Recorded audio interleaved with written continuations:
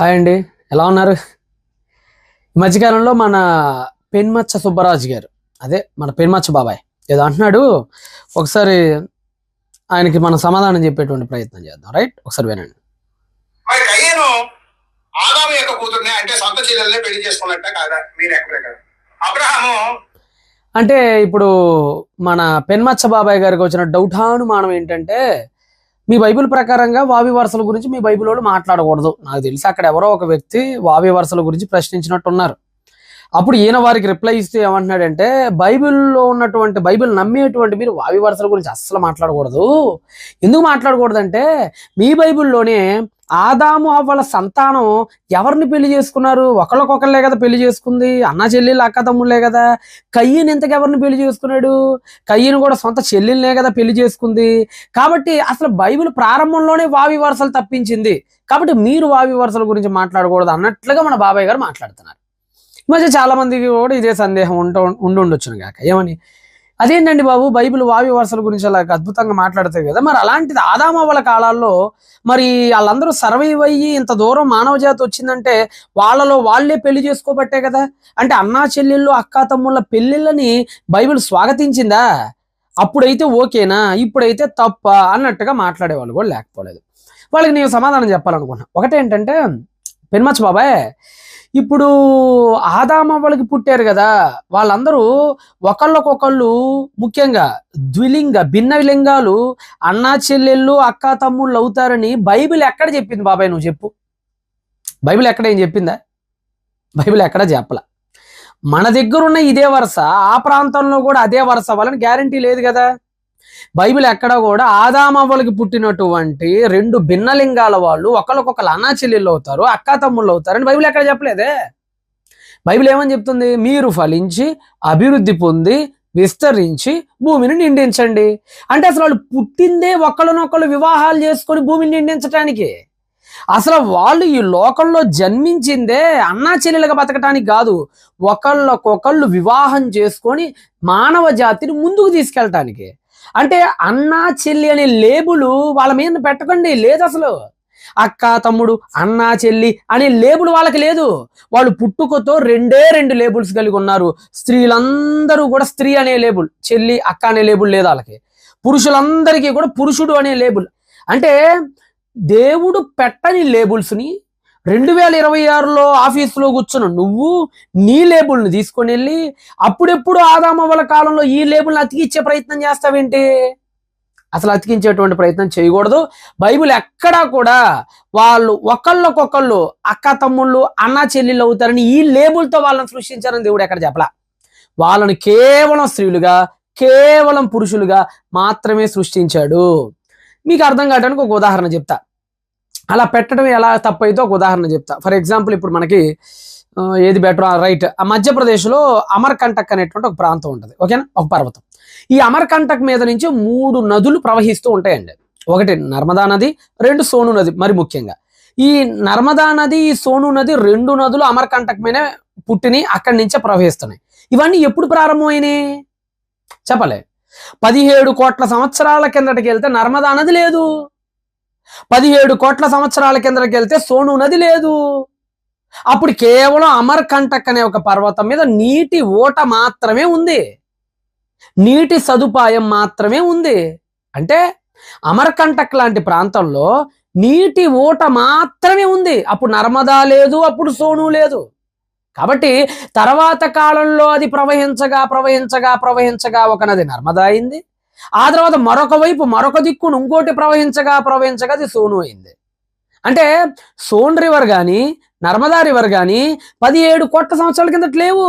అప్పుడు కేవలం నీటి ఓటే. ఇప్పుడు అమర్కంటక్ దగ్గరికి వెళ్ళి అమర్కంటక్ దగ్గర నీటి ఓటను చూసి ఇది నర్మదా నది, ఇది సోను నది అని విభజించవచ్చా మనం? నీటి ఓట పుట్టుద్ది కదా ఎక్కడ, అమర్కంటక్ దగ్గర. ఆ నీటి ఓటకి ఇప్పుడు నువ్వు ఏం పేరు పెడతావు? ఆ నీటి ఓట నర్మదా నది అని పిలుస్తావా? ఆ నీటి ఓటను సోను రివర్ అని పిలుస్తావా? లేదంటే మధ్యలో స్కేల్ పెట్టి గీత కొట్టేమని విభజిస్తావా? అసలు విభజించడం కుదిరిద్దా? కుదరదు కదా. కుదరదు కదా బాబాయ్. అది కేవలం అమర్కంటక్ పైన పుట్టినటువంటి నీటి ఓట కేవలం నీరే, అంతకు మించి ఏవీ కాదు. కేవలం H2O, అంతకుమించి ఏమీ కాదు. అదొక నీటి ఊట. దానికి నువ్వు నర్మదా నది అని లేబుల్ పెట్టకూడదు, తప్పు అది. తర్వాత పుట్టింది నర్మదా నది. అమర్కంటక్ మీద ఉన్న నీటి ఊటకు సోను నది అని పేరు పెట్టకు, లేదు తప్పు అది. తర్వాత పుట్టింది సోను నది. అంటే అసలు ఈ నదులు పుట్టక మునుపున్న నీటి ఊటకి ఈ లేబుల్స్ మనం పెట్టకూడదు. అది కేవలం అమర్కంటక్ మీద పుట్టినటువంటి స్వచ్ఛమైన పవిత్రమైన నీళ్లు మాత్రమే. అది ఫలానా నది అని నువ్వు చెప్పకూడదు. ఇప్పుడున్న లేబుల్ని తీసుకెళ్ళి అప్పుడు నువ్వు అతికించకూడదు. తర్వాత నది ప్రవాహం పెరిగే కొంది, అది ఇంకా తనను తాను ప్రవహించే కొంది తర్వాత కాలంలో ఇది నర్మదా నది అయిందండి, ఇది సోన్ నది అయిందండి, అది ఇంకో నది అయిందండి అని తర్వాత నదులు వచ్చినాయి. తర్వాత వచ్చిన నదుల పేర్లు తీసుకెళ్ళి అమర్కంటక్ మీరున్న స్వచ్ఛమైన నీటి ఊటకు నువ్వు పెట్టకూడదు కదా. పెడతాం తప్పు కదా. నర్మదా నదిలో ఎవడో వరదలు వచ్చి 4 చచ్చారు. అది తీసుకెళ్ళి నువ్వు అమర్కంటక్ ఆపాదిస్తావా, నర్మదా నదికి ఆపాదిస్తావా? సోన్ నదిలో ఏదో లోయలో దిగి ఎవడో పోయాడు, అది తీసుకెళ్ళి అమర్కంటక్ ఆపాదిస్తూ సోన్ నది వరకే పరిమితం చేస్తావా? ఫ్యాక్టరీలు బాగా పెరిగిపోయినాయి, కాలుష్యం బాగా పెరిగిపోయింది, నర్మదా నది నీళ్లు అపవిత్రం అయిపోయినాయి అనుకుందాం. ఇప్పుడు ఇది అమర్కంటక్ ఆపాదించకూడదు కదా. అమర్కంటక్ స్వచ్ఛమైంది, అక్కడి నుంచే ఈ నది వచ్చి ఉండొచ్చు. కానీ దీని కాలుష్యం అమర్కంటక్ మనం ఆపాదించకూడదు. సోన్ నది అమర్కంటక్ నుంచే వచ్చి ఉండొచ్చు, కానీ సోన్ నదిలో చచ్చిన 10 మందిని తీసుకెళ్లి ఈ ఘాతకన్ను అమర్కంటక్ ఆపాదించకూడదు. అదేంటండి మరి ఈ 2 వచ్చినాయి అక్కడి నుంచే కదండి అంటే అక్కడి నుంచే వచ్చినాయి, కానీ అప్పుడు ఈ 2 లేవు కాబట్టి. అర్థమైందా? అలానే ఆదామవ్వల కాలాల్లో వాళ్ళు కేవలం H2O టమాటోలో మనుషులు అంతే, అంతకుమించి ఏమీ కాదు వాళ్ళు. తర్వాత సమాజ వ్యవస్థ ముందుకెళ్లే కొంది, సమూహాలుగా మానవుడు పెరిగే కొంది, కుటుంబాలుగా మనుషులు విస్తరించే కొంది అప్పుడు మానవుడు గీతలు గీసుకొని వరసల్ని పెట్టుకోవడం ప్రారంభించాడు. అవి తర్వాత వచ్చినాయి. ఆదామవ్వల కాలాల్లో ఈ వరసలు లేవు. ఫస్ట్ మీరు గుర్తుపెట్టుకోండి. రెండో విషయం ఏంటంటే ఇది నేనే కాదు, ఈ రోజుల్లో ఏదో బైబిల్ని చూసి హవ్వా అన్న చెల్లెళ్ళు పెళ్లిళ్ళు చేసుకున్నారటండి ఆదాం కాలంలో, హవ్వా అక్క తమ్ముడు పెళ్లి చేసుకున్నారటండి హవ్వ కాలంలో అని అనుకోవటానికి ఏం లే. మీ నాస్తికుడు ఎవరో ఫ్రెడరిక్ యాంగిల్స్, తెలుసుగా సుబ్బరాజు బాబాయ్? నాకు తెలిసి ఫ్రెడరిక్ యాంగిల్స్ రాకుండా నువ్వు నాస్తికుడు అయితే పక్కాగా అయ్యి ఉండవు. పక్కాగా ఫ్రెడరిక్ యాంగిల్స్ గారు మీకు తెలిసే ఉంటారు. ఎవరు ఫ్రెడరిక్ యాంగిల్స్? ఫ్రెడరిక్ యాంగిల్స్ అనే ఆయన ఒక మంచి తత్వవేత్త, అంతేకాదు దేవుడు లేడు అనేటువంటి మాటను నోటి మాటగా కాకుండా సైన్స్ ప్రకారంగా నిరూపించడానికి ఆయన చాలా ప్రయత్నాలు చేశాడు. ఆయన సైంటిఫికల్గా చాలా ఆ సమాధానాలు ఇవ్వడానికి చాలా ప్రయత్నాలు ఆయన చేశాడు. సఫలమైన విఫలమైన దేవుడు ప్రయత్నాలు అయితే చేశాడు, రైట్? అంతే కదండి. అసలు ఈ రోజు కమ్యూనిజం మార్క్సిజం అనే ఈ ఇజం పుట్టడానికి కూడా ప్రధాన కారుడు ఫ్రెడరిక్ యాంగిల్సే. కార్ల్ మార్క్స్ గారి పక్కనే ఉంటూ, కార్ల్ మార్క్స్ గారికి సహచరుడుగా ఉంటూ, కార్ల్ మార్క్స్ గారితో కలిసి ఈ ఇజాన్ని ముందుకు తీసుకెళ్ళాడు ఆయన. అంత గొప్ప ఆయన ఎవరు? Frederick Engels. ఆయన ఒక పెద్ద నాస్తికుడు, దేవుడు అసలు బొత్తిగా లేదని ప్రపంచానికి వాదించడంలో తన జీవితాన్ని మొత్తాన్ని ఖర్చు పెట్టాడు. ఇలాంటి ఫ్రెడరిక్ యాంగిల్స్ కూడా లెవిస్ మోర్గాన్ గారిని ఇన్స్పిరేషన్ గా తీసుకొని, ఆయన ఆంథ్రోపాలజిస్ట్ అండి మోర్గాన్ గారు, ఆయన్ని ఇన్స్పిరేషన్ గా తీసుకొని ఓ పుస్తకం కూడా రాశాడు. ఏంటి ఆ పుస్తకం? The origin of the families అని ఒక పుస్తకం రాశాడు. మీ అందరికి మేబీ చదివి ఉంటారు కదండి. చదవలేదా సార్? సుబ్బరాజ్ గారు చదవలేదా సార్ తమరు?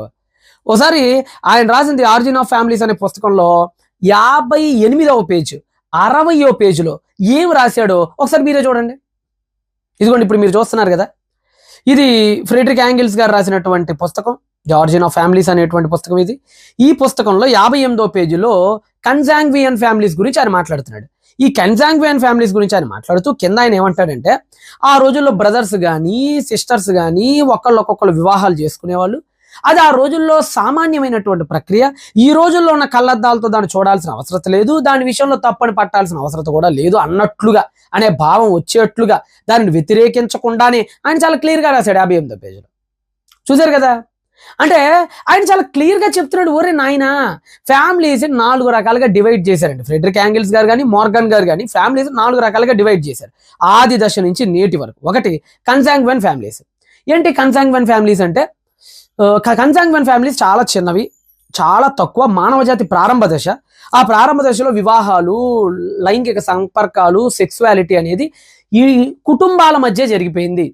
That's means sister and brothers and sisters మధ్య జరిగిపోయింది. ఇది కన్సాంగ్వియన్ ఫ్యామిలీస్, ఇది మొదటి దశ. రెండవ దశ వచ్చేటప్పటికి పునలువా ఫ్యామిలీస్. ఏంటి పునలువా ఫ్యామిలీస్? పునలువన్ ఫ్యామిలీస్ అంటే ఏం లేదు, ఇది రెండవ దశ. మానవ జాతి ఇంత దూరం ఈ రోజు వచ్చిందంటే ఇది రెండవ దశ.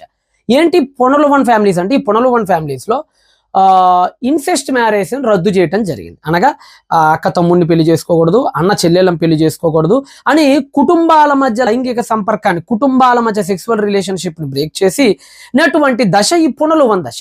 పునలువన్ దశ తర్వాత పేరింగ్ ఫ్యామిలీస్ తర్వాత మోనోగామిస్ ఫ్యామిలీస్ వచ్చినాయి అని నేను కాదు, ఆంథ్రపాలజిస్టులు చెప్తున్నారు. అంతేకాదు మీ నాస్తికత్వానికి అతి పెద్ద మనిషిగా కీర్తింపబడిన ఫ్రెడరిక్ యాంగిల్స్ గారు కూడా చెప్తున్నారు.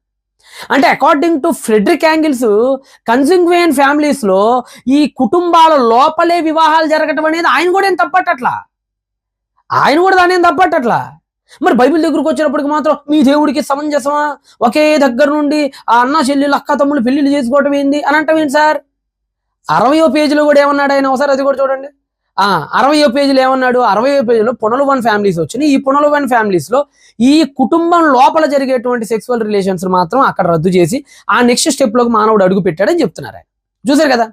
అంటే మీ నాస్తికత్వం ప్రకారంగా కూడా, మీ నాస్తిక సమాజానికి అతిపెద్ద మనిషిగా కీర్తింపబడే ఫ్రెడరిక్ యాంగిల్స్ ప్రకారంగా కూడా ఇది పెద్ద పాపమేమీ కాదు, అది కన్సాంగ్యుయిన్ ఫ్యామిలీ టైం కాబట్టి.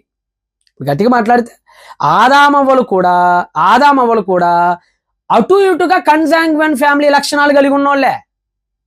అంటే వాళ్ళు పర్ఫెక్ట్ గా కన్సాంగ్యుయిన్ ఫ్యామిలీ అని నేను చెప్పట్లా, నీ లెక్కలోకి వచ్చి నీకు అర్థం కావాలి కాబట్టి చెప్తున్నాను. నీ భాషలో చెప్పాలంటే ఆదాం అండ్ అవ్వల కుటుంబాలు కూడా అటు ఇటుగా కన్సాంగ్యుయిన్ ఫ్యామిలీకి చాలా దగ్గరగా ఉన్నటువంటి ఫ్యామిలీనే వాళ్ళు కూడా.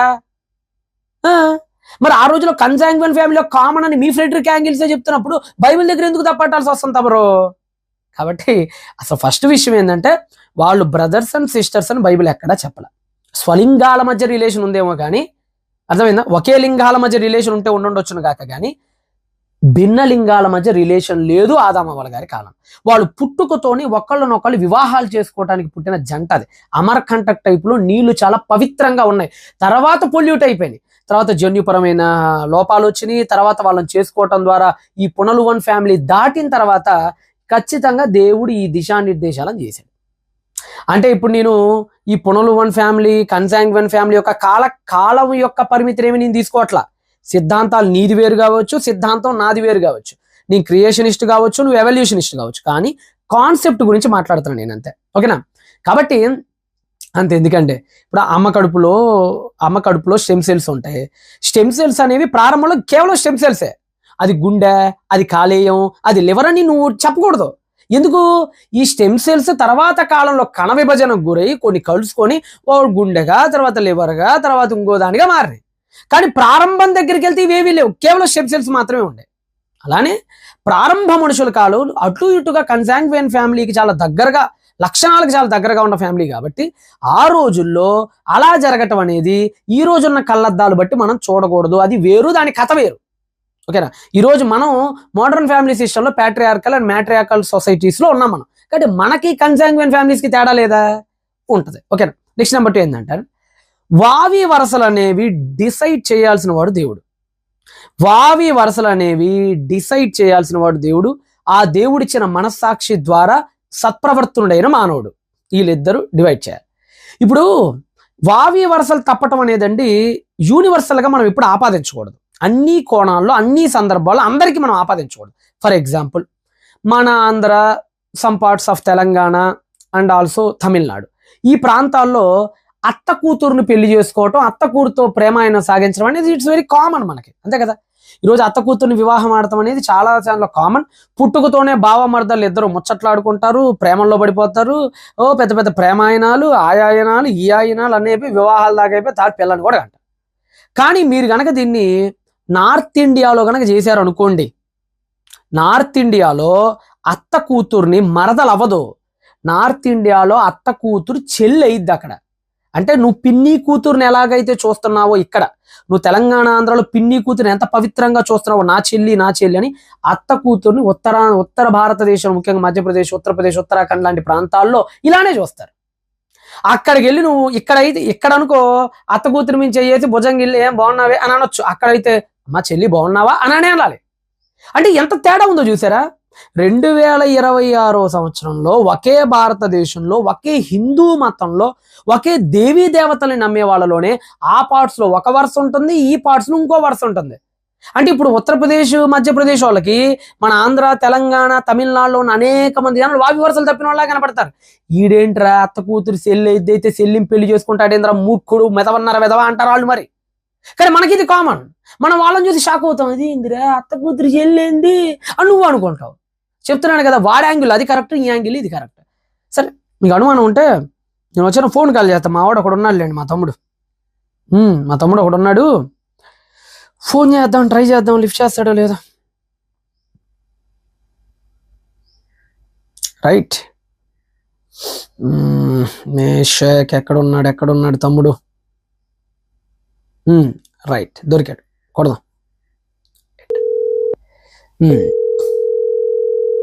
హలో మేషక్, ఎలా ఉన్నా నాన్న? గుడ్ ఈవినింగ్ అన్నయ్య, బాగున్నాను. మీరు ఎలా ఉన్నారు? నానా వెరీ గుడ్ నాన్న, నేను కూడా చాలా బాగున్నాను. I'm fine by God grace. Okay నానా, నాకు ఇప్పుడు చిన్న సందేహం వచ్చిందిరా నాన్న. ఇప్పుడు నువ్వు ఎక్కడున్నా? మధ్యప్రదేశ్లోనేనా ఇంకెక్కడైనా ఉన్నావా ప్రస్తుతానికి నువ్వు? ఇప్పుడు మధ్యప్రదేశ్ లో ఉన్నాను. ఓహో, ఓకే ఓకే ఓకే, మధ్యప్రదేశ్లోనే ఉన్నావా? వెరీ గుడ్ నాన్న. ఓకే నాన్న, నాకు వచ్చిన సందేహం ఏంటంటే మా ఆంధ్ర తెలంగాణ ఈ తమిళనాడు ఈ ప్రాంతాలు ఉన్నాయి కదా, ఈ ప్రాంతాల్లో అత్త కూతుర్ని మరదలు అంటారు నాన్న. అంటే అత్త కూతురు మరదలు అంటారు. ఇక్కడ ప్రేమాయణాలు పెళ్లిళ్ళు కూడా చేసుకుంటారు. అండ్ మరి మీ వైపు అత్త కూతురు ఏమంటారా నాన్న? మీ వైపు అత్త కూతురు ఏమంటారు? అంటే ఇక్కడ అత్త కూతురిని చెల్లి అంటారన్న. ఒకవేళ కానీ పెళ్లి చేసుకుంటే చెప్పుతో కొడతారు ఎక్కడైతే. వామ్మో, అత్త కూతుర్ని చెల్లి అంటారా? పెళ్లి చేసుకుంటే చెప్పుతో కొడతారా నాన్న? చాలా కొత్తగా ఉందిరా నాన్న ఇది. చెల్లి అంటారా? మరదలు కాదా చెల్లి అంటారా? మరదలేమవుదన్నా, చెల్లె అంటారు ఇక్కడ. చెల్లి అంటారా? అయ్యో, అదే నాన్న మా వైపు మరి అత్త కూతురులతో ప్రేమాయణాలు సాగుతాయి, పెళ్లిళ్ళు కూడా జరుగుతాయి కదా.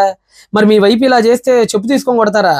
ఖచ్చితంగా అన్న, ఖచ్చితంగా చెప్పు తీసుకొని కొడతారు. అబ్బో, మరి ఆంధ్ర తెలంగాణ వాళ్ళు పెళ్లిళ్ళు చేసుకుంటారు కదా, మరి మీ దృష్టిలో మరి మా ఆంధ్ర వాళ్ళు మా తెలంగాణ వాళ్ళు మరి మీ దృష్టిలో ఎలాంటి వాళ్ళు నాన్న? అంటే వాళ్ళు ఒకవేళ మనం గానీ ఇలా చేసుకున్నాం అనుకో, ఇలా చేసుకునే వాళ్ళని చూసి వీళ్ళు ఖచ్చితంగా బావి వరుసలు లేవనుకుంటారన్న. ఓ, వావి వరుసలు లేవనుకుంటారా నాన్న? అంటే ఇప్పుడు సౌత్ ఇండియన్ పీపుల్ హిందీ కళ్ళద్దాలతో చూస్తే, అంటే హిందీ వాళ్ళ కళ్ళద్దాలతో చూస్తే మరి వావి వరుసలు లేనట్టేరా నాన్న మరి? 100% అన్న అసలు. ఓకే నాన్న, ఓకేరా, థ్యాంక్ యూ రా నాన్న. రైట్, అంటే చూసారా, అంటే మన దగ్గర అత్త కూతురు మరదలు అయితే మరి వాళ్ళ దగ్గర చెల్లి అయిద్దట. మధ్యప్రదేశ్ వాడికి దృష్టిలోనేమో ఆంధ్ర వాడు వావి వరుసలు తప్పాడు. పంజాబ్ హర్యానా లాంటి కొన్ని ప్రాంతాలు ఏకంగా మధ్యప్రదేశ్ లోని వావి వరుసలు తప్పినాయి అని అంటారు. అక్కడ కొన్ని కమ్యూనిటీస్ ఉంటాయి, జాట్ కానీ జజ్జర్ కానీ ఇంకా కొన్ని కమ్యూనిటీస్ ఉంటాయి. ఫర్ ఎగ్జాంపుల్ హిసార్, రోహ్తక్, జీంద్ లాంటి కొన్ని కమ్యూనిటీస్ ఉంటాయి. ఖాప్ అంటారు వాళ్ళు, ఏమంటారు భాయిచారా అంటారు వాళ్ళు. అంటే అర్థం ఏంటంటే ఒక గ్రామంలో పుట్టిన వాళ్ళందరూ అక్క తమ్ముళ్ళు అన్న చెల్లెళ్ళే, వాళ్ళు ఎవరు పెళ్లి చేసుకోకూడదు. అంటే ఇప్పుడు ఫర్ ఎగ్జాంపుల్ నేను కనుక ఆ ప్రాంతంలో ఉంటే, నేను పలానా ఎక్స్ అని విలేజ్లో కనుక పుడితే, నాతో ఏ మాత్రం సంబంధం లేని ఇంకొక అమ్మాయి ఎక్స్లో కనుక పుడితే ఆ అమ్మాయి నాకు ఖచ్చితంగా చిన్నదైతే చెల్లి అయితే పెద్దదైతే అక్కది, మీ ఇద్దరు ఎటు పరిస్థితులు పెళ్లి చేసుకోకూడదు అంతే. అంటే అది కులంతో సంబంధం లేదే, దేంతో లేదే. అంటే దీని భౌగోళిక సగోత్రత అంటారు. అంటే అర్థమైందంటే ఒకే గ్రామంలో పుట్టినటువంటి స్త్రీ పురుషులు అయితే చాలు, ఇక స్త్రీ పురుషులు అయితే చాలు, ఏంలే పుట్టమ్మాయి స్త్రీ పుట్టోడు పురుషుడు అయితే చాలు, పెద్దోడైతే అన్న చిన్నోడైతే తమ్ముడైపోతాడు అంతే. అక్కడ గోత్రాలతో లేదంటే అక్కడ కులాలతో దేంతో పనిలే. ఇప్పుడు ఫర్ ఎగ్జాంపుల్ ఇందాక తమ్ముడు ఫోన్ చేసే మధ్యప్రదేశ్లో ఉంటాడు. ఇప్పుడు ఇదే మధ్యప్రదేశ్లో ఒక ఊర్లో వాళ్ళు ఇంకో ఊర్లో పెళ్లి చేసుకుంటారు. ఇప్పుడు ఫర్ ఎగ్జాంపుల్ మధ్యప్రదేశ్లో జబల్పూర్ ఉంది, నాకు బాగా తెలిసిన ప్రాంతం అది. జబల్పూర్లో ఉన్న ఆడవాళ్ళు జబల్పూర్లో ఉన్న మగాళ్ళని పెళ్లి చేసుకుంటారు. ఇది తప్పు కాదు కదా, నీ లెక్కలో నా లెక్కలో తప్పు కాదు. కానీ ఇప్పుడు నేను చెప్పినటువంటి జజ్జర్ కమ్యూనిటీ, జాట్ కమ్యూనిటీలు, హర్యానా పంజాబ్లో ఉండే కమ్యూనిటీల దగ్గరికి వెళ్ళారు అనుకో, అరే ఈ మధ్యప్రదేశ్లో వావి వరుసలు తప్పుతున్నారా, ఒకే గ్రామం వాళ్ళని పెళ్లి చేసుకున్నారు, ఇదేమన్నా సమంజసమేనరా, ఇదేమన్నా బాగుండిద్దేట్రా, ఇదంతానా వాళ్ళిద్దరు అన్నా చెల్లెళ్ళు కదా అయ్యేది, వాళ్ళిద్దరికి పెళ్లిళ్ళు చేస్తారు ఇంద్ర ఒకే ఊరు వాళ్ళకి అని అంటారు వాళ్ళు. అంటే అంటే అంటే ఒక సౌత్ ఇండియన్ పర్సన్ మధ్యప్రదేశ్ లాంటి వ్యక్తికి వావి వరుసలు తప్పినోడు అవుతాడు. ఒక మధ్యప్రదేశ్ వ్యక్తి పంజాబ్ హర్యానాలోని కొన్ని పర్టికులర్ సెక్స్కి ఇతర వావి వరుసలు తప్పినోడు అవుతాడు. ఇలా మనం ఆలోచించుకుంటూ పోతే వావి వరుసలు అనేవి సమాజాన్ని బట్టి, బోర్డర్స్ని బట్టి ఒకే మతంలో కూడా వేరువేరుగా ఉంటాయి. అంటే నేను ఇప్పుడు ఎందుకు చెప్తున్నానంటే, ఇదంతా మీకు ఎందుకు చెప్తున్నానంటే, ఆంధ్రాలో జరిగినటువంటి ఒక వరసని మధ్యప్రదేశ్ కళ్ళద్దాలతో చూడకూడదు. మధ్యప్రదేశ్లో జరిగేటువంటి ఒక తంతుని పంజాబ్ హర్యానా కళ్ళద్దాలతో చూడకూడదు. అలా కనుక చూస్తే వావి వరుసలు తప్పినట్టు అయింది. అలానే ఎప్పుడో కన్జాంగ్వెన్ ఫ్యామిలీకి దగ్గరగా లక్షణాలు కలిగి ఉన్నటువంటి ఆదామవ్వల ఫ్యామిలీలో అప్పుడేదో జరిగిన ఒక సంఘటనని 2026లో ఉన్న కళ్ళద్దాలు అలా పెట్టుకుని ఈ మోడర్న్ 3D ఐస్తో చూస్తే వావి వరుసలు తప్పినట్టుగానే ఉండింది. కాబట్టి అస్సలు మన కళ్ళద్దాలతో పక్క రాష్ట్రాన్ని చూడకూడనప్పుడు ఈ 2026 సంవత్సరంలో ఉండి క్రీస్తుకు పూర్వం ఎప్పుడో 1000 సంవత్సరాలు ఉన్నదాన్ని ఎలా చూస్తావు నువ్వు? చూడకూడదు బాబాయ్. కాబట్టి బైబిల్ ప్రకారంగా కయ్యను సొంత చెల్లిని పెళ్లి చేసుకోలే, తర్వాత వచ్చిన లేబుల్ అది. అసలు మొదట్లో ఆ లేబుల్ లేదు కాబట్టి ఆయన ఒక స్త్రీని మాత్రమే పెళ్లి చేసుకున్నాడు. ఓకేనా, రైట్. నెంబర్ 2, ఇంకా మన బాబాయ్ ఇంతటితో వదలలేదండి. అబ్రహాం గారి దగ్గరికి వెళ్ళాడు, చాలా వాటిని కదిలిచ్చాడు. చూద్దాం. తన తండ్రి కుమార్తెను పెళ్లి చేసుకున్న మాట వాస్తవమా కాదు? అబ్రహాము తన తండ్రి కుమార్తెను పెళ్లి చేసుకున్న మాట వాస్తవమా కాదా? అంటే అబ్రహాం గారు తన తండ్రి కుమార్తెను పెళ్లి చేసుకున్న మాట వాస్తవమా కాదా అన్నాడు.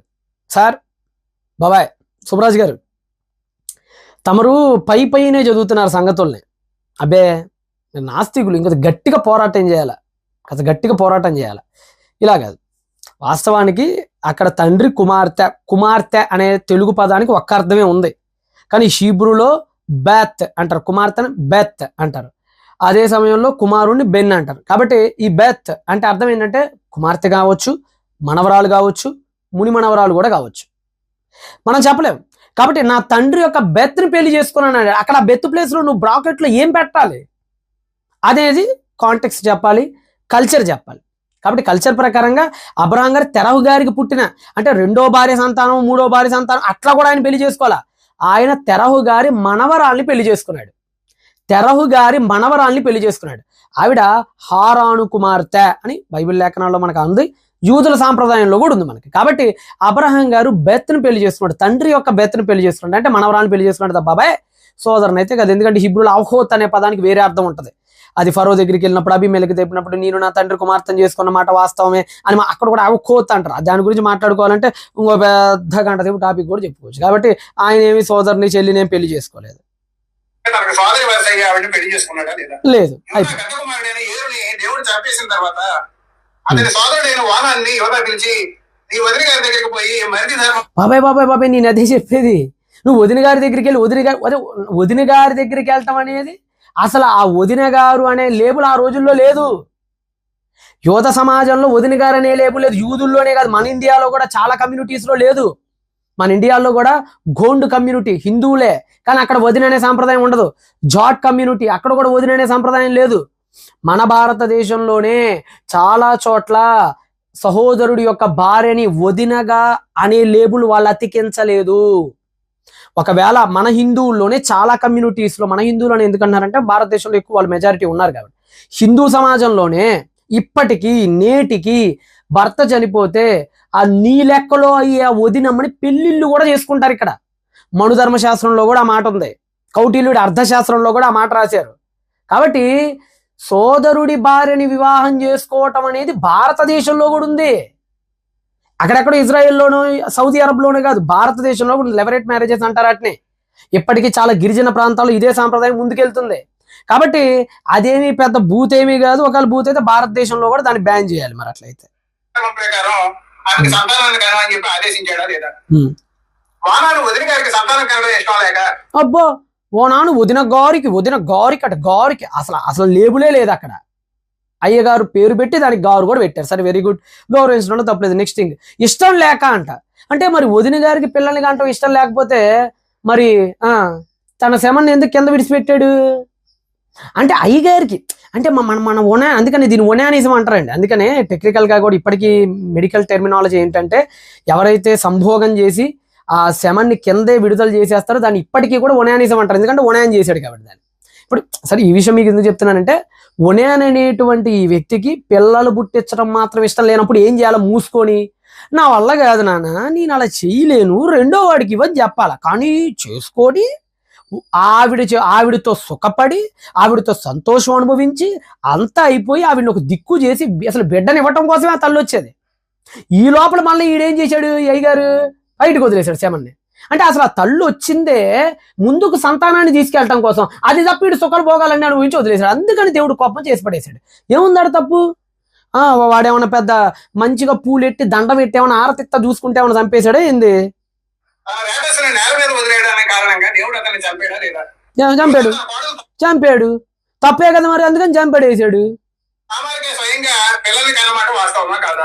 వాస్తవమా కాదంటే అదే వాస్తవం. ఇంకొక వాస్తవం ఉంది. నువ్వన్నీ అర్ధ సత్యాలు చెప్తున్నావు బాబాయ్. అర్ధ సత్యాలు ఏంటంటే యోధా తన కోడలతో పిల్లల్ని కన్నాడా లేదా, ఓకే, కానీ దాని వెనక ఏముంది?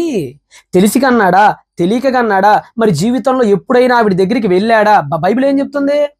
యోధా తామారుతో పిల్లల్ని కన్నాడని చెప్పిన అదే బైబిల్ తలకాయ దించుకొని నడి రోడ్డు మీద దేవుడు బట్టలు ఒప్పదీసి నుంచోబెట్టాడు. ఆధ్యాత్మికంగా పరువు మొత్తం పోగొట్టుకున్నాడు యోధా. అందరి ముందు అర్థం అయిపోయింది ఆ సాక్ష్యం ఈయన ద్వారా జరిగిందని. అందుకని నువ్వు నాకంటే నీతిమంతురాలు అమ్మ అని చెప్పి తనకు తాను ఒక పాపాత్ముడిగా చెప్పుకొని తలకాయ దించుకొని బతికాడు. జీవితంలో మళ్ళీ ఆవిడ దగ్గరికి వెళ్ళలేదని కూడా బైబిల్ చెప్పింది. మరి ఇది కూడా చెప్పాలిగా తమరు. చెప్పపోతే ఎట్టా? చెప్పాలి. రూబేను తన తండ్రి ఉపపత్నిని కలిశాడా లేదా? రూబేను తన తండ్రి ఉపపత్తుని కలిశాడా లేదా? కలిశాడు. అది ఏం కొత్తగా వెళ్ళి యెరూషలేము వెళ్ళి బాగా తవ్వి రూబేను అనే పలక బాబు, రూబేను అనేవాడు తన పిన తల్లితో వెళ్ళాడు, ఇది బైబిల్ మనకు చెప్పలేదు, దాచిపెట్టేసింది అని నువ్వేమైనా కనిపెట్టి చెప్పావా? కాదు కదా సార్, మాస్టర్ గారు, కాదు కదా, ఉన్నదే కదా తమరు చెప్తుంది. అదే బైబిల్ ఇంకోటి కూడా చెప్పింది కదా. ఏం చెప్పింది? రూబేను తన పిన తల్లితో వెళ్ళాడని చెప్పిన అదే బైబిల్ అలా వెళ్ళినందుకు గాను దేవుడు గట్టిగా చాచి లెంపగాయ కొట్టి బర్త్ రైట్ మొత్తం వెనక్కి లాక్కొని బొచ్చ చేతికిచ్చి బెగ్గరగా బతుకుపో అని చెప్పాడని కూడా బైబిల్ చెప్పింది కదా. జన్మ స్వాతంత్రం పోగొట్టుకున్నాడు కదా రూబేను. వాళ్ళ నాన్న శపించాడు కదా, నువ్వు కంటికి కనపడకుండా వెళ్ళిపోరా బాబు ఇక్కడి నుంచి అని, అచంచురుడు నీలవలే అయిపోతామని చెప్పాడు కదా. అంటే బర్త్ రైట్ పోయింది, బెగ్గర అయింది, బొచ్చెట్టుకుంది చెప్పవు, పినతడితో పోయిందే చెప్తావు. తద్వారా తను ఎదుర్కొన్న కాన్సిక్వెన్సీస్ ఏంటి, దేవుడు అతన్ని ఎలా శిక్షించాడు, దేవుడు దాన్ని ఆమోదించాడా, దేవుడు దాన్ని వ్యతిరేకించాడా, అబ్బెబ్బెబ్బెబ్బే మనకు అవన్నీ నష్టవులేండి, మనం చెప్పం. అమ్రాము తన మేనత్తని చేసుకున్నాడా లేదా? అమ్రాము తన మేనత్తని చేసుకున్నాడా లేదా? ఇక్కడ కూడా క్లారిటీ ఇస్తా. మేనత్తని ఏమీ కాదు, మేనత్త కూతుర్ని చేసుకున్నాడు. ఎందుకంటే మెజోరాటిక్ టెక్స్ట్ లో అలా పడింది, కానీ సెప్టువసెంట్ లో మేనత్త కూతుర్ని చాలా క్లియర్ గా ఉంది. కాబట్టి దాని విషయంలో కూడా పెద్ద అభ్యంతరపడాల్సిందేమీ లేదు. లోతు తన ఇద్దరు కుమార్తెలకు సంతానానికి అన్నాడా లేదా? లోతు తన ఇద్దరు కుమార్తెలకు సంతానానికి అన్నాడా లేదంటే అయిపోయిద్దా? దాని వెనక ఏం జరిగి శాట భారతం ఉంటుంది కదా బైబిల్, శాట భారతం అంతుంది, ఎంత ఉంది కథ. అతను ఆ రోజు వెళ్ళటం, అసోదముగా రాకపోవటం, అక్కడ దరిద్రాలు జరగటం, తర్వాత దేవుడు బయటకు రమ్మని చెప్పటం, అయ్యగారు రాకపోవటం, వాళ్ళ తర్వాత రావటం, ద్రాక్షరసం ఇవ్వటం, ఆ తర్వాత బిడ్డలు వెళ్ళటం, అతనికి తెలియకుండా సంభోగించడం, తర్వాత బిడ్డలు పోటటం, తర్వాత దేవుడు శపించటం, ఎంత ఉంది కదా బాబాయ్. ఇవన్నీ చెప్పకుండా నువ్వు పైన చెప్పేది ఎట్ట చెప్పు? నువ్వు ఎట్ట చెప్పు? మనుషులు పిచ్చుకొక్కను కొట్టారు అని మాత్రమే చెప్తున్నావు. ఎందుకు కొట్టారు? ఆ పిచ్చుకొక్క ఎన్నిసార్లు గడిచింది, ఎంతమంది పిల్లలు కాదు, అది కూడా చెప్పు. అది కూడా చెప్తే కదా ఈ కొట్టింది న్యాయమో కాదు అర్థమైద్ది. సైనికుడి పెళ్ళాన్ని బషబని తీసుకొచ్చి మానభంగం చేసిన మాట వాస్తవం. దావీదు గారు సైనికుడి పెళ్ళాన్ని రాజభవనానికి తీసుకొచ్చి మానభంగం చేసి, మానభంగం మర్డర్లు ఏమీ జరగలేదు బాబాయ్. ఆవిడ కూడా మానభంగం అంటే నోట్లో గొడ్డ కుక్కేసి చేయటం కదా బలవంతంగా. బలవంతంగా ఏమీ జరగలేదు. ఆవిడికి కూడా సగం ఇష్టంతోనే వచ్చింది. ఆవిడ కూడా ద్రోహం పాలిభాగస్తురాలు అయింది. అక్కడ అన్యాయం అయిపోయింది ఊరియా. అందుకనే దేవుడు సావగొట్టి చెవులు మూసాడు దావీదుని. సింహాసనం నుంచి కిందకి దింపి పరిగెత్తాడు, లంగోట వేసుకొని పరిగెత్తినట్టు చేశాడు. చెప్పులు లేకుండా పరిగెత్తాడు. చివరికి కోడితే దేవుడు ఒక దెబ్బ కోడితే చెప్పులు లేకుండా కింద పరిగెత్తాడు అనమాట మన దావీదు అయ్యగారు. ఆ రోజు దేవుడు దాన్ని మర్చిపోలా. చివరికి చచ్చిపోయేటప్పుడు కూడా రాశాడు ఊరియా భార్యకి అన్యాయం చేశాడు దావీదని. అంతేకాదు, దావీదు చచ్చిపోయి 1000 సంవత్సరాల తర్వాత రాయబడినటువంటి మత్తయి సువార్తలో కూడా ఇంకా మర్చిపోకుండా ఊరియా భార్యగానే పేర్కొన్నాడు ఆవిడ్ని. దేవుడు ఊరియా తరపున పెద్ద యుద్ధమే చేశాడు దావీదుతో. దావీదు లాంటి 4 కొడుకులను చంపేశాడు ఆ రోజు దావీదు చేసిన దానికి. అవి కూడా చెప్పండి బాబాయ్. సగం చెప్పి దేవుడు ఏందో వాళ్ళిద్దరిని ఆశీర్వదించి దీవించి ఇద్దరికి తిలకం పెట్టేసి అలాగ హారతి ఇచ్చినట్టు చెప్తారేంటి? కొట్టిన దెబ్బ కూడా చెప్పండి. ఆ తర్వాత ఆమె భర్తను చంపేసి ఆమెను ఇంట్లోకి తీసుకొచ్చి భారీగా చేసుకున్నమాట వాస్తవమా కాదా? అలా వారిద్దరు అక్రమ సంతానమే కదా సొలొమోను. మరి సొలొమోను ప్రపంచంలో ఉన్న అందరికంటే తెలివైన వాడు అని చెప్పి క్రైస్తవులు ఎత్తి కీర్తిస్తున్నారు. అదేంది అర్థం కాల నాకు, అర్థం కాల. అదేంది సొలొమోను అక్రమ సంతానం అన్నాడు, ఓకే. అక్రమ సంతానం అయితే మళ్ళీ తెలివిగల్లోడని కీర్తిస్తారు ఎందుకని అంటాడు ఏంది? వారిద్దరు అక్రమ సంతానమే కదా సొలొమోను. మన సొలొమోను ప్రపంచంలో ఉన్న అందరికంటే తెలివైన వాడు అని చెప్పి క్రైస్తవులు ఎత్తి కీర్తిస్తున్నారు. అదేంది బాబాయ్, కీర్తించకూడదా? అంటే తెలివి ఉంటే కీర్తించకూడదా? అంటే అక్రమ సంతానం అయితే ఒకవేళ కాదులేండి, అప్పటికి భార్య పెళ్ళి అయిపోయింది ఆయనకి. అంటే అక్రమ సంతానం అయితే కీర్తించకూడదా బాబాయ్? అదేంటి, నాకు అసలు అర్థం కాలే ఈ లాజిక్. ఇప్పుడు పాపం పాపమే, స్కిల్లే కదా, సిన్నే స్కిల్లే. ఇప్పుడు ఫర్ ఎగ్జాంపుల్ మన సచిన్ టెండూల్కర్ ఫ్రెండ్ వినోద్ కాంబ్లే ఉన్నాడు, అతను పెద్ద డ్రగ్గిస్ట్, మందుకు బానిసాడు, అందుకని చెప్పి అతను మంచి క్రికెటర్ కాదని చెప్తావా? మన న్యూజిలాండ్ జెస్సీ రైడర్ ఉన్నాడు, అతను కూడా ఇలానే మత్తు పానీయాలకు అలవాటు పడ్డాడు, అందుకని చెప్పి అతను మంచి బ్యాట్స్మెన్ కాదని చెప్తావా? నాకు అర్థం కాల. ఇప్పుడు ఒక వంట మేస్త్రి తాగుబోతాడు కానీ వంట బాగా చేస్తాడు, అంతే తాగుబోతాడు కాబట్టి వంట బాగా చేస్తాడని అనకూడదనంటే స్కిల్ వేరు సిన్ను వేరు బాబాయ్.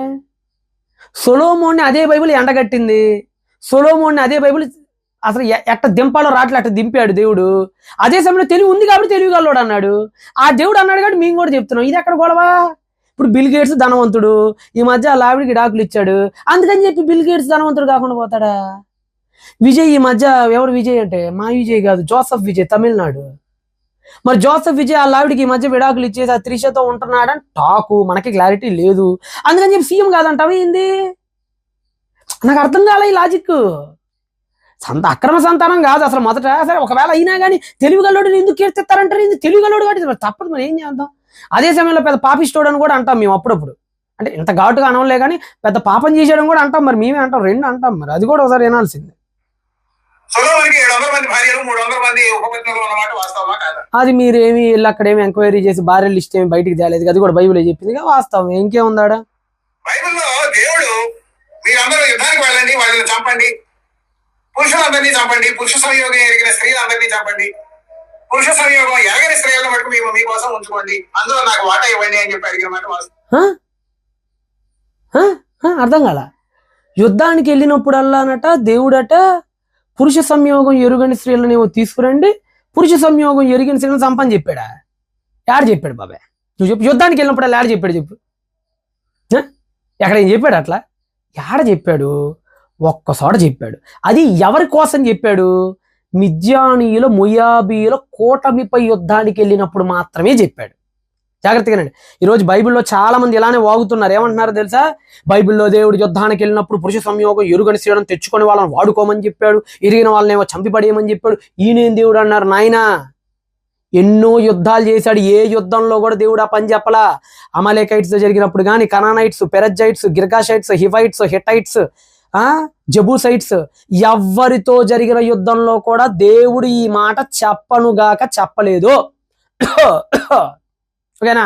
మరి ఎక్కడ చెప్పాడు? ఒక్కసారి చెప్పాడు. అది కూడా ఎవరి దగ్గర చెప్పాడు? మిద్యాను మొయాబు కూటమి గురించి చెప్పాడు. అక్కడే ఎందుకు చెప్పాడు?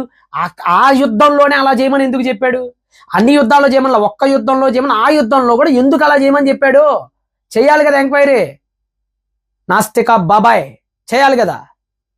అసలు దానికి ముందు బ్యాక్గ్రౌండ్ ఏం జరిగింది? ఇశ్రాయేలీలో 24,000 మంది చనిపోవటానికి, మళ్ళా చెప్తున్నా, ఇశ్రాయేలు జాతిలో 24,000 మంది చనిపోవటానికి మిద్యాను మొయాబీయులు కారకులయ్యారు. వాళ్ళ ఆడోళ్ళే వీళ్ళని చంపారు. సంఖ్యాకాండం 25వ అధ్యాయం, the book of numbers chapter number 25 verse number 1 to 3 కానీ 6 to 10 కానీ మీరు చదవండి. బైబిల్ ఓపెన్ చేసి చదవండి. అక్కడ ఏమైనా ఉంటది? మొయాబు స్త్రీలు, నెక్స్ట్ మిద్యాను స్త్రీలు, కొజ్బి, మిద్యాను ప్రధాని కుమార్తెట కొజ్బి. ఇలా కొజ్బి అనేటువంటి మిద్యాను స్త్రీలు, మొయాబు స్త్రీలు ఇద్దరు కలిసి ఇశ్రాయేలీలతో పాపం చేసి 24,000 మంది ఇశ్రాయేలీలు చావటానికి ఆ స్త్రీలు కారకులయ్యారు. వాళ్ళు హనీ ట్రాప్ చేశారు. వాళ్ళు హనీ ట్రాప్ చేసి 24,000 మంది చావు కారకులయ్యారు, మిద్యాను మొయాబు స్త్రీలు. అందుకని దేవుడు ఏం చేశాడు? 31వ అధ్యాయంలో వీళ్ళు వెళ్ళేటప్పుడు, ఒరే నాయనా, ఏ స్త్రీల ద్వారానైతే మీరు నాశనం అయిపోయారు, ఏ స్త్రీలైతే మిమ్మల్ని పతనం చేశారో, అదే యుద్ధానికి మీరు వెళ్ళినప్పుడు, అదే రాజుల మీదకి మీరు వెళ్ళినప్పుడు వాళ్ళ స్త్రీలలో పెళ్లి కాని వాళ్ళని మీరు తెచ్చుకోండి, మీకు ఇష్టమైతే శుభ్రంగా పెళ్లి కూడా చేసుకోమని చెప్పాడు. ఉంచుకోమని చెప్పలా, చెప్పాడు. ఉంచుకోమని చెప్పాడా? చెప్పాడండి. ఏమని చెప్పాడు అక్కడ దేవుడు? ఒకసారి తీయండి, ఒకసారి నీ కూడా ఇప్పుడే సెట్ చేస్తాను. ద్వితీయోపదేశ కాండం డ్యూటోనమీ చాప్టర్ నెంబర్ 21 వర్స్ నెంబర్ 9, 10 ఒకసారి చూడండి. 9, 10, 11, 12 ఒకసారి చదవండి. ఏమని చెప్పాడు ఇక్కడ? నీవు నీ శత్రువులతో యుద్ధము చేయబోనప్పుడు నీ దేవుడైన యెహోవా నీ చేతికి వారిని అప్పగించిన తర్వాత వారిని చెరపట్టి ఆ చెరపట్టబడిన వారిలో రూపవతి అయిన దానిని, అనగా కాస్త అందంగా ఉన్న దానిని కనుక చూచి ఆమెను మోహించి ఆమెను పెండ్లి చేసుకున్న మనస్సయి నీ ఇంట ఆమెను చేర్చుకొనిన తర్వాత, అంటే పెళ్లి చేసుకొనిన మనసై అంటే యుద్ధానికి వెళ్ళాడు. ఒక స్త్రీ అతనికి నచ్చింది, ఉంచుకోవాలా, ఉంపుడు గత్తెలా ఉంచుకోమని చెప్పలా, పెళ్లి చేసుకోండి నోరు మూసుకోండి. నచ్చితే వివాహం మాత్రమే చేసుకోండి. ఎక్స్ట్రాలు చేశాడంటే తాటత్తిస్తానని చెప్పాడు అక్కడ దేవుడు. ఏం చేశాడు చదవండి అక్కడ. పెండ్లి చేసుకున్న మనస్సయ్యి, తర్వాత ఏమన్నాడు? మనస్సయ్యి నీ ఇంట ఆమెను చేర్చుకొనిన తర్వాత ఆమె తల క్షౌరము చేయించుకొని గోళ్లను తీయించుకొని తన చెరబట్టలు తీసివేసి నీ ఇంట నివసించి 1 నెల దినములు తండ్రులు గురించి ప్రలాపన చేయవలెను. తర్వాత నీవు ఆమెను పోయి ఆమెను పెండ్లి చేసుకొనవచ్చును. ఆమె నీకు భార్య అగును, బానిసవుగును కాదు, భార్యగును. నీకు వివాహం చేసుకో, ఆవిడికి భార్యగా నీ ఇంట్లో ఉండిద్ది తప్ప ఆవిని ఏవి చేయొద్దని చెప్పాడండి. ఒకవేళ గనక ఆవిడతో గనక నీకు సంతృష్టి కలగకపోతే ఆమెను ఎవ్వరికి అమ్మ వెయ్యకూడదు, దాసిలాగా ఇంట్లో పెట్టుకొని చూడకూడదు అని చాలా క్లియర్గా చెప్పాడు మనకి ఇక్కడ. అంటే బాబాయ్ అన్ని సగం చదువుతాడండి. సగం చదివి వీడియో ముందుకు వస్తే ఇట్టానే ఉండేది బాబాయ్ గారు. కాబట్టి బైబిల్లో ఎక్కడా కూడా దేవుడు అలాంటి కమాండ్ అనేది చేయలే. కాబట్టి మొయాబు స్త్రీలు, మిద్యాను స్త్రీల దగ్గరికి వెళ్ళినప్పుడు మాత్రమే దేవుడు ఏం చెప్పాడు? యుద్ధంలో చనిపోయిన వాళ్ళని, పురుష సంయోగం ఎరుగని వాళ్ళని తెచ్చుకోడు. ఎందుకు తెచ్చుకోమన్నాడు? ఒకప్పుడు ఇదే స్త్రీలు వాళ్ళ సావు కారకులు అయ్యారు కాబట్టి ఇప్పుడు అదే స్త్రీలు వీళ్ళ సంతానాలకు కూడా కారకులు అవ్వాలి. అది అక్కడ దేవుడు అనుకుంది. ఏ స్త్రీలు అయితే వీళ్ళ సావు కారణం అయ్యారో అదే జాతి స్త్రీలు వీళ్ళ సంతానానికి కూడా కారకులు అవ్వాలనే దేవుడు చెప్పింది అక్కడ. అంతే తప్ప ఎవరి దగ్గరికి పోతే ఆడి దగ్గరికి పో, మనసు వచ్చినోడు భుజం మీద చెయ్యేసి గోకు అని దేవుడు ఎక్కడ చెప్పలేదు. 2000 మంది పురుష సంయోగం ఎరగని స్త్రీలని వాళ్ళు స్వాధీనం చేసుకుంటే అందులో దేవుడు వాటాగా 32 మంది వచ్చిన మాట వాస్తవమా కదా? ఈ దేవుడు వాటని ఏం చేస్తాడు? దేవుడు వాట నాకు అర్థం కావట్లేదు బాబాయ్. దేవుడు వాట అంటే నాకు అర్థం కావట్లేదు. నువ్వు చెప్పు నువ్వేం చేస్తాడు? బిబ్లికల్ గాడ్కి శరీరం లేదని బైబిల్ చెప్తుంది. గాడ్ ఈ స్పిరిట్ అని చెప్పి జాన్ 4:24 బైబిల్ చెప్పింది. ఆయనకి శరీరం లేదు, అంతా యాంథ్రోపోమార్ఫిక్ లాంగ్వేజ్లో రాశారు. ఆయనకి వీపు ఉందన్న, చెయ్యి ఉందన్న, కాళ్ళదంతా యాంథ్రోపోమార్ఫిక్ లాంగ్వేజ్. ఇప్పుడు ఆ 32 మంది ఏం చేస్తాడు అంటావు? మా దేవుడు ఏం చేస్తాడు? నువ్వు చెప్పు బాబాయ్. శరీరం ఉన్నవాడు ఏదని చేస్తాడు, లేనోడు ఏం చేస్తాడు చెప్పు. ఎందుకు 32 మందిని ఎందుకు పక్కన పెట్టమంటారంటే వాళ్ళు మందిరంలో నీళ్లు చేదటానికి ఉంటది, బైబిల్లోనే ఉంది. అది నీళ్లు చేదటానికి అయితేనేమి, కట్టెలు కొట్టడానికి అయితేనేమి, మందిరంలో గంగాలంలో నీళ్లు నింపటానికి అయితేనేమి, శుభ్రాలను క్లీన్ చేయటానికి ఏవి కానీ ఇవ్వమన్నాడు. అంతే తప్ప అటొక 16 మందిని ఇటొక 16 మందిని వేసుకొని అటొక చెయ్యి ఇటొక చెయ్యి వేసుకొని కొలకటానికి కాదు బాబాయ్ ఇమ్మనింది. అట్టానే ఉంది నువ్వు చెప్పేది. మరి ఈ విషయాన్ని ధృవీకరిస్తుందా లేదా? మేము వావి వరుసల గురించి మాట్లాడుతుంటే మనం మేమే మాట్లాడాలి బాబాయ్. ఎందుకంటే అక్కడ ఒకటి ఇక్కడ ఒకటి తీసుకొని నువ్వే వావి వరుసల గురించి మమ్మల్ని ప్రశ్నిస్తున్నావు. మాకు 2 అధ్యాయాలు, ఎంత పెద్ద అధ్యాయాలు ఉన్నాయి వావి వరుసలతో ఎవరితో ఎలా మసులుకోవాలని. ఒకడు తన తండ్రి కుమార్తెతో కానీ తల్లి కుమార్తె యొక్క మానాఛాదనమును తీయకూడదు, అలా కనుక తీస్తే మీలో నుంచి ఆయన గెంటేయాలి, వాడిని చంపేయాలి. ఒకడు తన తండ్రి సహోదరుని ఇలా కూడకూడదు, ఒకడు తన పినతల్లి దగ్గరికి ఇలా వెళ్ళకూడదు అని ఎంత పొడిగా అధ్యాయం ఉంటుంది బాబాయ్ మాకు. లేవికాండ 18వ అధ్యాయం, లేవికాండ 20వ అధ్యాయం. మరి ఎంత పెద్ద శాంతాడంత లిస్టు పెట్టుకొని మేము మాట్లాడకపోతే మాకు తప్ప ఇది కదా బాబాయ్. చాలా ఉంటది. లేవికాండం 18వ అధ్యాయం చదువు బాబాయ్. ఎప్పుడైనా మీరా వావి వరుసల గురించి మాట్లాడుతుంటే మరి మేము మాట్లాడతాం. ఎందుకు మాట్లాడతావు? మాకు 18వ అధ్యాయంలో ఎన్ని వావి వరుసలు ఉన్నాయో చదవండి. అలిసిపోతారు. ఇదిగో చూడండి, లేవికాండం 18:12 చదువుతున్నా. నీ తండ్రి సహోదరి మానాఛాదనము తీయకూడదు, ఆమె నీ తండ్రి రక్త సంబంధి. నీ తల్లి సహోదరి అనగా పిన్ని మానాఛాదనాన్ని తీయకూడదు. నెక్స్ట్ 14, నీ తండ్రి సహోదరుడి మానాఛాదనము అనగా ఎవరు? నీ తండ్రి సహోదరుడు అంటే బాబాయ్ యొక్క భార్యను కూడా నువ్వు చెరపకూడదు. 15, నీ కోడల్ని నువ్వు చెరపకూడదు. 16, నీ మరదల్ని నీ వదిని నువ్వు చెరపకూడదు. నెక్స్ట్ 18, నీ భార్య బ్రతికుండగా ఆవిడ చెల్లిని అనగా నీ మరదల్ని నువ్వు తెచ్చుకొని పెళ్లి చేసుకోకూడదు. ఈ రోజు ఈ యదవులు కూడా ఉన్నారు, భార్య బ్రతికుండగా మరదల్ని పెళ్లి చేసుకుంటారు, అలా కూడా చేసుకోకూడదు. ఎన్ని చెప్పాడు చెప్పండి. స్త్రీ సైన్యం వాళ్ళు పురుష సైన్యం చేయకూడదు. ఇది 18వ అధ్యాయం. 20వ అధ్యాయంకి వెళ్ళండి. 20వ అధ్యాయంలో ఇదిగోండి, ఎవడు నువ్వు తన తండ్రి నువ్వు తల్లి నేను దూషించిన వాడికి మరణశిక్ష వేయాలి. వేరే పక్క నుండి భార్యతో వ్యభిచరించగా నేను చంపిపడేయాలి. తన తండ్రి భార్యతో అనగా పిన్నితో సేనించిన వాడిని చంపిపడేయాలి. కోడలతో పోయినోడిని చంపిపడేయాలి. నెక్స్ట్ 14 వచ్చిన, స్త్రీ ఆమె తల్లిని పెళ్లి చేసుకోకూడదు అనగా కూతుర్ని తల్లిని ఒకేసారి పెళ్లి చేసుకోకూడదు. ఇలాగా 17 ఒకడు తన సహోదరుని అనగా తండ్రి కుమార్తెను కానీ తల్లి కుమార్తె కానీ చేసుకోకూడదు. కడగా ఉన్న స్త్రీతో కూడా ఎవడో వెళ్ళకూడదు. నీ తల్లి సహోదరిని కూడా ఎవడో వెళ్ళకూడదు. పినతల్లితో ఎవడో వెళ్ళకూడదు. సహోదరిని భార్యను ఎవడు చేర్చుకోకూడదు. మరి ఇన్ని ఉన్నాయి బాబాయ్, ఇన్ని ఉన్నాయి బాబాయ్. మరి ఇన్ని ఉండగా మరి వావి వరసల గురించి మేము మాట్లాడకపోతే ఇంకెవరు మాట్లాడతారు బాబాయ్? కాబట్టి ఖచ్చితంగా వావి వరసల యొక్క సంస్కరణ బైబిల్ తెచ్చింది, బైబిల్ చేసింది. బైబిల్ గ్రంథంలో గతంలో జరిగినవి డిస్క్రిప్షన్సా ప్రిస్క్రిప్షన్సా? బైబిల్లో 2 ఉంటాయండి, ఒకటి డిస్క్రిప్టివ్, 2 ప్రిస్క్రిప్టివ్. డిస్క్రిప్షన్ ఉంటుంది, ప్రిస్క్రిప్షన్ ఉంటుంది. ఏది చూసుకోవాలిగా. ఇప్పుడు ఫర్ ఎగ్జాంపుల్ TV9 ఉంది. TV9లో పలానా వ్యక్తి పలానా దిశ అనే అమ్మాయిని 7 వ్యక్తులు రేప్ చేశారంట. డిస్క్రిప్షన్ ప్రిస్క్రిప్షనా? సుబ్రాజ్ బాబాయ్ మీరు చెప్పండి, డిస్క్రిప్షన్ ప్రిస్క్రిప్షన్? అదే డిస్క్రిప్షన్ అంటే TV9 దిశ రేప్ కేసు జరిగిందని చెప్పాడు కాబట్టి మీరు కూడా అలా చేయమని చెప్పినట్ట కాదు కదా. అదే TV9 గోడేస్తాడు, ఏమని వేస్తాడు? కట్టం తీసుకున్న వాడు గాడిద. అది ప్రిస్క్రిప్షన్. ఇలా పాటించండ్రా మంచిదని చెప్తున్నాడు.